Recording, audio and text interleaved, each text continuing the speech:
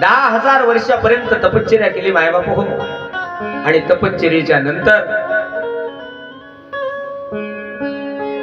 त्यांना पर्वताचा तो जड देह त्या ठिकाणी प्राप्त झाला. आणि तो कशासाठी?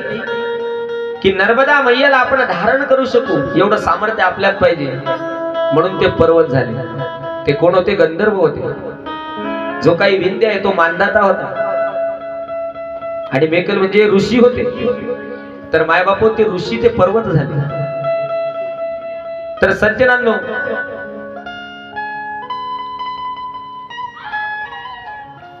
त्या मेकल ऋषींना एक नाव आहे.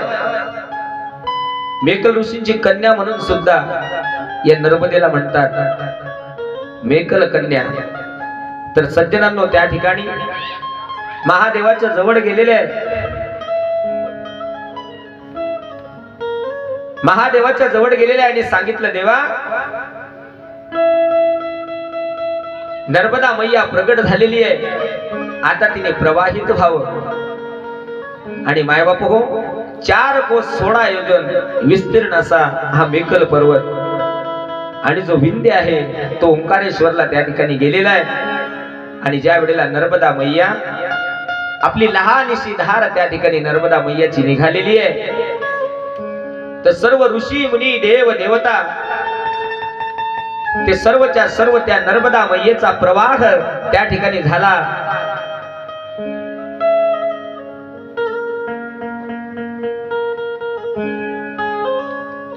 त्या नर्मदा मैयाचा प्रवाह सुरू झाला. लहान लगेच मोठा, मोठमोठा होत गेला. सर्वच्या सर्व तिला पाहण्यासाठी त्या ठिकाणी आलेले आहेत. सर्व तिचा जय जयकार करतायत. बोलिये नर्मदा मैया की जय.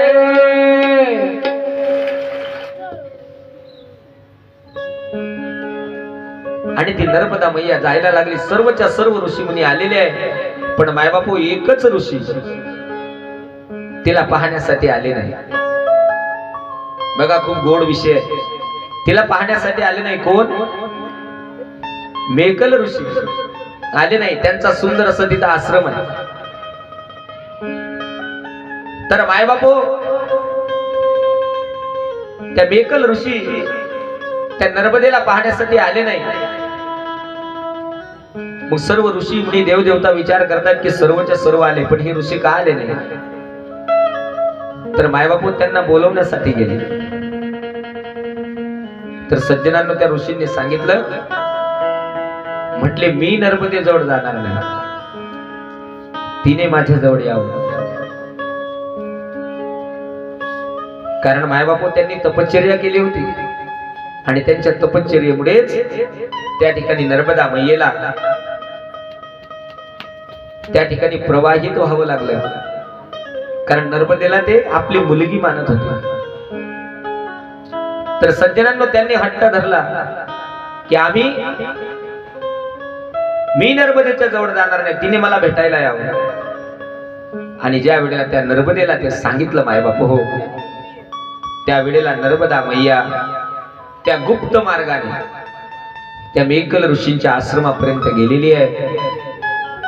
सर्व ऋषी मुनी तिच्या सोबत त्या ठिकाणी गेलेले आहेत. तर आल्यानंतर नर्मदा मैयाला त्या ठिकाणी त्या ऋषींनी आपल्या जवळ घेतलं. अगदी गुप्त मार्गाने ती गेलेली आहे. तिला जवळ घेतलं. मायबापू त्या नर्मदेने त्यांचं दर्शन घेतलं.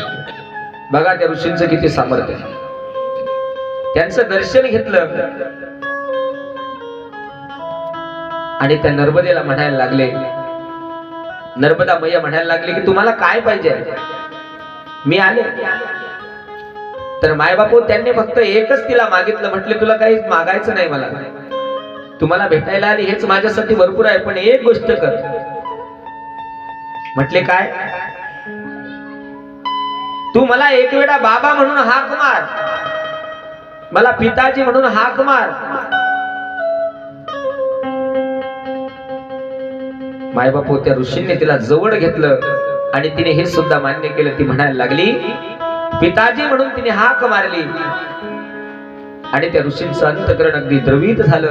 नेत्रातून त्यांच्या अश्रू वाहत आहेत. कारण मायबाप हो,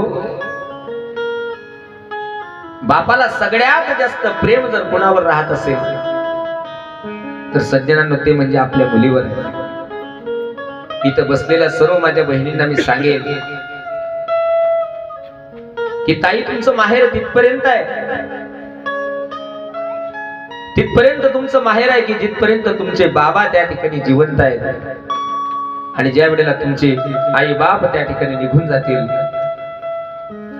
त्याच वेळेला तुमचं माहेर संपलं.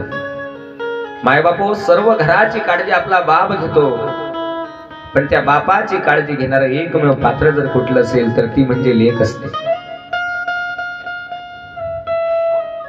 एखाद्या वेळेला मुलाने जर काही हट्ट केला तर मायबापो कुठलाही बाप लगेच त्याचा हट्ट पूर्ण करत नाही. त्याला सांगतो अरे अजून पैसे नाहीत आपल्याकडे, घेऊ बरे वस्तू.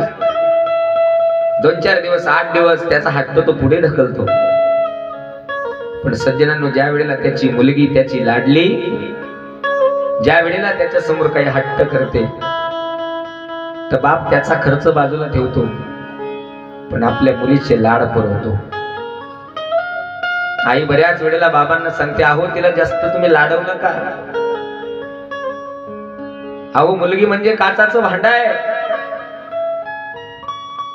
तिला जास्त लाडवू नका, मातवू नका, आपल्याला खूप महागात पडेल, काही जरी झालं तरी ती मुलगी आहे. तर तो बाप सांगतो अगं हे कळतं मला सुद्धा एक बहीण होती, पण अगं ती परक्याचं धन आहे, आज ना उद्या ते आपलं घर सोडून जाणार आहे. म्हणून तिने काही जरी मागितलं ना तरी मला असं वाटत नाही की तिला नकार द्यावा. मी ताबडतोब माझ्या मुलीसाठी घेऊन येतो. मायबापू प्रत्येक बहिणीला माझं एकच सांगणं असेल की जो बाप तुमच्यावर जीवापाड प्रेम करतो, आपल्या जीवापेक्षा जास्त तुम्हाला तो जपतो, हाताच्या फोडासारखं जपतो, तर बहिणीवर तुम्ही सुद्धा त्या बापाला तसंच जपा. तुम्हाला सांगू बापाला सगळ्यात जास्त दुःख कधी होतं? ज्या वेळेला ती मुलगी की ज्या मुलीवरती जीवापाड त्याने प्रेम केलेलं आहे, ज्या मुलासाठी राब राब कष्ट करून त्याने संपत्ती मिळवलेली आहे आणि मायबापू त्याच्या वृद्ध अवस्थेमध्ये तोच मुलगा त्याने काबाड कष्ट करून जमवलेल्या त्या घरात बांधलेल्या त्या घरामधून तोच मुलगा त्याला घराच्या बाहेर काढतो. त्या वेळेला आणि ज्या वेळेला की त्याची तरुण मुलगी ऐन तारुण्यात त्याच्या समोर विधवा होते, त्यावेळेला मायबापो तो बाप दुःखी होतो. म्हणून बहिणी हो, तुमच्या बापाची मान तुमच्या वाईट वर्तणुकीमुळे ती 4 लोकांमध्ये खाली जाईल. एवढं जरी तुम्ही तुमच्या जीवनामध्ये पाळलं तुमचं जीवन सफल झालं. कारण मायबापू बाप म्हणजे घराचा पाया आहे. बाप घराचा तो पाया, आई कळस त्यावर, तेव्हा खचतो न पाया, तेव्हा कोसळते घर. बाप स्वाभिमानी बाळा त्याचा कणखर कणा, त्याच्या काळजात सुद्धा लाजाळूची संवेदना.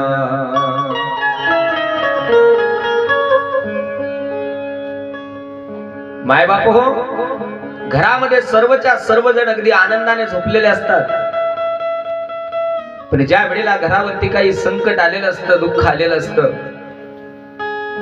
तो बाप फक्त सर्वांना धीर देतो. अरे जीवनामध्ये दुःख सुख हे येतच असतात, मग का घाबरून जायचं? तुम्ही टेन्शन घेऊ नका. अरे अजून तुमचा बाप जिवंत आहे. बघा मायबापू, ज्या वेळेला एखादा मुलगा बाहेर गावी गेलेला असावा, परदेशात गेलेला असावा, त्याचा फोन ज्या वेळेला येतो ना त्या वेळेला तो आईला विचारतो, आई घरी सगळं व्यवस्थित आहे ना? तर मायबाप हो, तो बाप हाडूच आवाजात त्या आईला म्हणतो, अगे त्याला सांग काळजी नको करू म्हणा, तुझा बाप अजून जिवंत आहे. मायबाप हो, बाप सगळ्यात जास्त काळजी आपल्या मुलीची करतो. पण आज रोजी काही काही मुलं मुली एवढे कृतज्ञ झालेले आहे की त्या बापाची त्यांना किंमत नाही. मायबाप विषय आला म्हणून सांगतोय की शेतकरी कुटुंब होतं. घरी फक्त 2 बिघे जमीन, तो बाप काबाड कष्ट करायचा. नवसाने मुलगा झाला आणि मुलगा झाल्यानंतर त्या बापाला वाटलं, अरे आपलं आयुष्य सगळं काबाड कष्ट करण्यामध्ये गेलं, या मुलासाठी आपण काहीतरी करावं. आणि मायबाप त्या बापाने ठरवलं, नाही नाही, मी माझ्या जीवाचं रान करेन पण माझ्या मुलाला कष्ट करू देणार नाही. त्याला मी चांगला शिकवेल, चांगला मोठा साहेब करेल.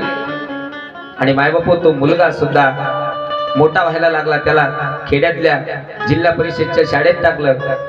त्या गुरुजींनी सांगितलं, हो दादा तुमचा मुलगा खूप हुशार आहे म्हटले, आता तुम्ही याला चांगल्या शाळेत टाका, तालुक्यावरती टाका. आणि मायबाप हळूहळू तो मुलगा मोठा झाला. 10वीची परीक्षा दिली, त्याला जिल्हास्तरीय शाळेमध्ये टाकण्यात आलं. मायबाप एवढा त्याने अभ्यास केला. बाप त्याला सांगायचा, बेटा काळजी करू नको, मी तुझ्यासाठी माझ्या जीवाचं रान करीन,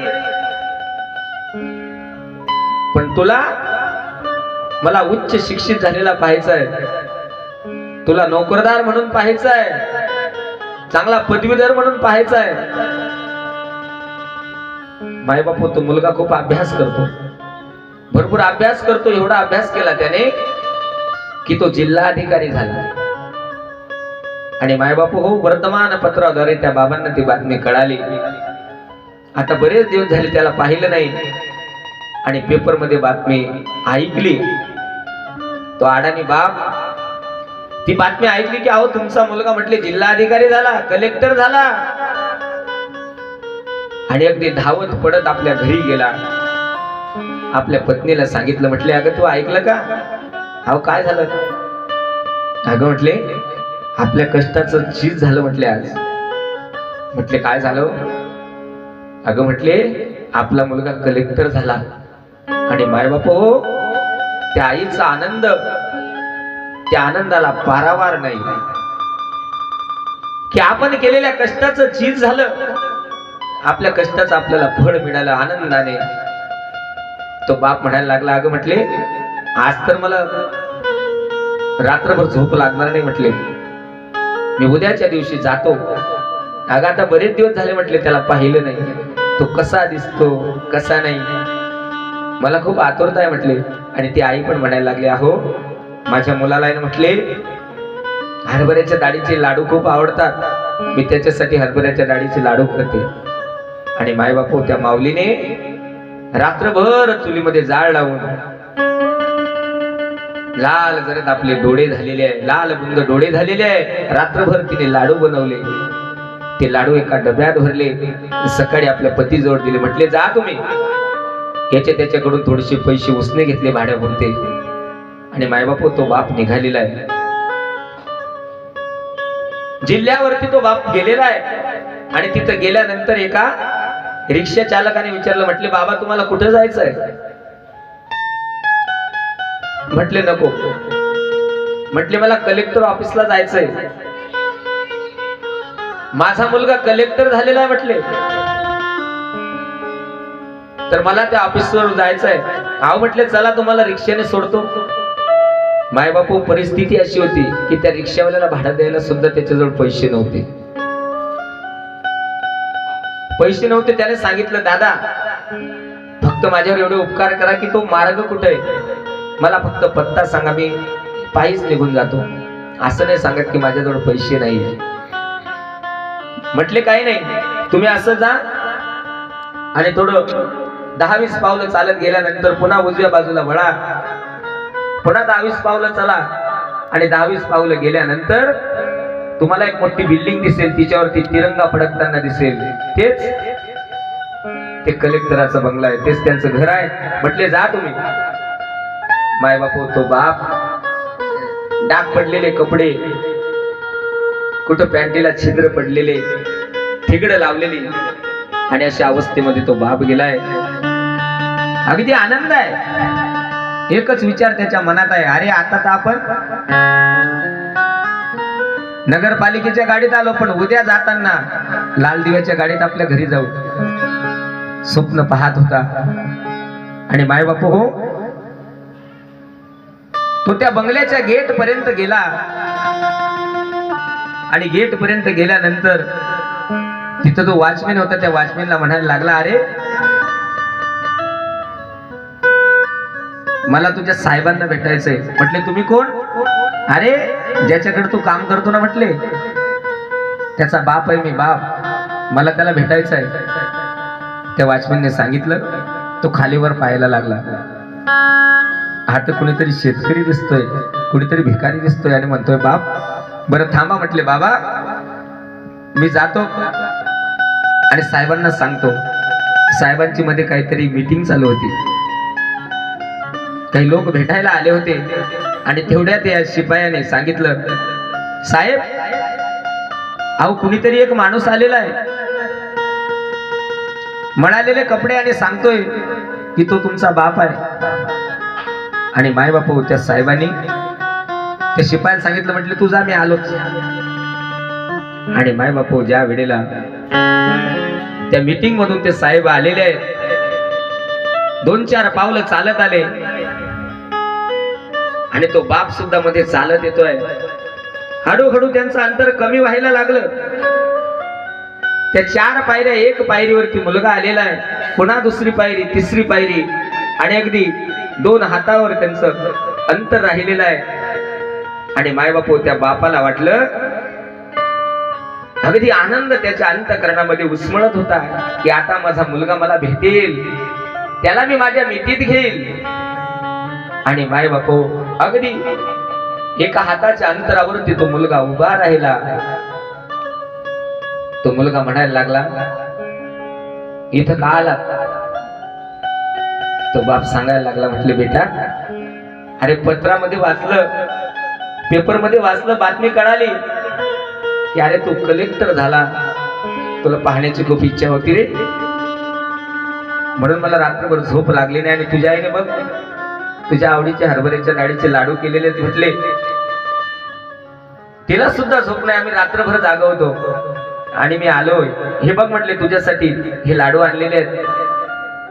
त्या बापाने तो डब्बा उघडला, तो लाडू घेतला, त्याच्या हातात दिला. बापाला वाटलं की लहानपणी याला लाडू खूप आवडायचे, मग आता सुद्धा त्याच्या आईने बनवलेले लाडू हा खाईल. मायबाप त्या मुलाने तो लाडू घेतला, त्या लाडूला असं खालीवर त्याने पाहिलं, तो लाडू घेतला आणि त्या भिंतीला मारून फेकला आणि म्हणायला लागला, अरे म्हटले असले लाडू, अरे आमच्या घरचे कुत्रे सुद्धा खात नाही म्हटले, तर मी कुठून खाऊ? तुम्हाला कुणी यायचं सांगितलं? आल्या रस्त्याने परत माघारी जा म्हटले, मला काही तुमच्याशी घेणं देणं नाही, आता मी मोठा झालेलो आहे, मला काही तुमची गरज नाही म्हटले.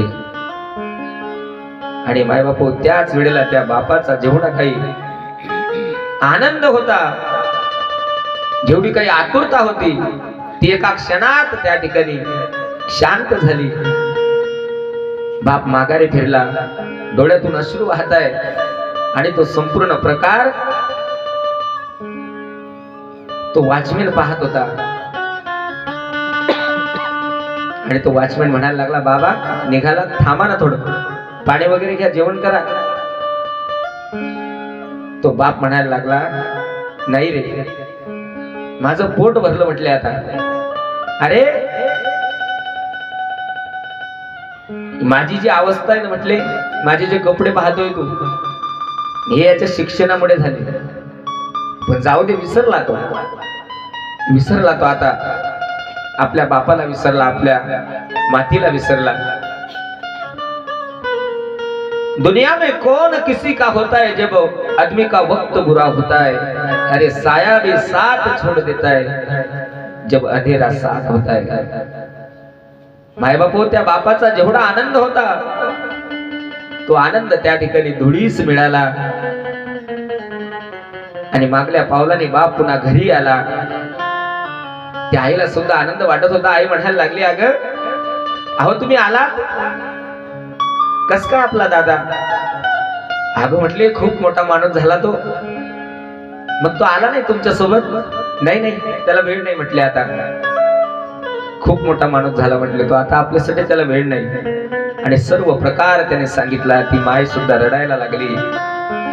आणि मायबापू बापाने मनावरती विचार केला, भरपूर विचार केला. आणि त्या बापाला हृदय विकाराचा झटका आला. मायबापू तो बाप जागेच मरून गेले. त्यांच्याकडून ती बातमी त्या मुलाला कळाली की तुम्ही लवकरात लवकर या, तुमचे वडील, तुमच्या वडिलांचं निधन झालं.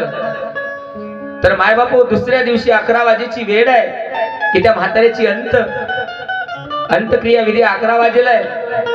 आणि त्या वेळेला मायबापू हो सर्वांचं लक्ष अगदी गावाच्या रस्त्याकडे होतं की आता कलेक्टरची गाडी येणार आहे. कलेक्टर साहेब आपल्या गावी येतील त्यांच्या वडिलांचा अंत्यसंस्कार करायला. पण मायबापू हो गाडी आली, पण त्या गाडीतून कलेक्टर नाही तर कोण, कलेक्टरचा पीए उतरला. त्याने 3000 रुपये दिले. म्हटले या म्हाताऱ्याचा अंत्यसंस्कार तुम्ही करा. साहेबांना मुंबईला मीटिंगला जायचं होतं, महत्वाची मीटिंग होती म्हणून त्यांना काही येता आलं नाही. आणि मायबापू तो मुलगा आलाच नाही. अरे काय करायचं अशा आवल्या दिला की जे तुमच्या अंत्यसंस्काराला येऊ शकत नाही, आपल्या आईवडिलांच्या अंत्यसंस्काराला येऊ शकत नाही. काही याच्यासाठीच त्या बाबाने हाडाची काढ केली, तुम्हाला लहानचं शहाणं केलं. आणि हाच त्यांचा मोबदला तुम्ही त्याला दिला. मायबाप हो, बाप किती कठोर असू द्या, बाप तो बाप असतो. बाप त्याला विचारा ज्यांच्या जीवनामध्ये ज्यांचा बाप गेलेला आहे. मायबापू ज्या घरामध्ये बाप जिवंत आहे त्या घराकडे वाईट नजरेने पाहण्याची कोणाची हिंमत नाही. बाप तो बाप असतो. तर मायबापू फक्त बाप म्हटल्यानंतर